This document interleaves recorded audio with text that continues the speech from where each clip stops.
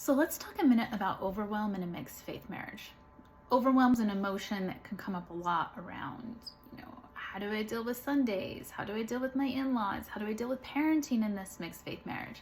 How do I deal with my ward? How do I deal with losing my community? How do I deal with the impact this faith transition is having on my marriage? There can be a lot of reasons to be experiencing overwhelm.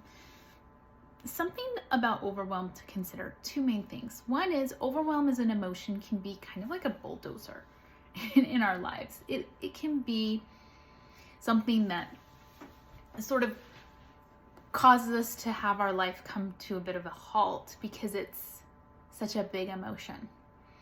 The other thing I want you to consider about overwhelm is that it tends to be an emotion that has more tender or challenging emotions underneath it, and it's there to protect you from those emotions.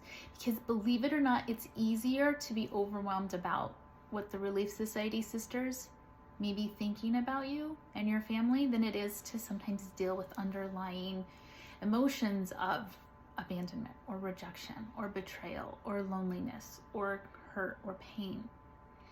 That's what's interesting about overwhelm is it's easier, as hard as it is to be in overwhelm and to have that bulldozer-like effect in your life. It can be easier. It is a protective mechanism than looking at what's going on inside. So if you have a lot of overwhelm in your mixed faith marriage, in your life, I want you to give yourself a hug, make yourself a cup of hot chocolate, take yourself on a walk, and take some time to really listen to what's going on underneath the overwhelm. Find out what is underneath that. It can be really scary to look underneath overwhelm, but it's also really important to take a look at what's underneath that so that the overwhelm can be addressed, so that it doesn't need to be there and to hide whatever is the tender or scary thing underneath that. If you need help with that, feel free to reach out. I'm Brooke Booth, a life coach for Mormons in a mixed faith marriage. This is what I do.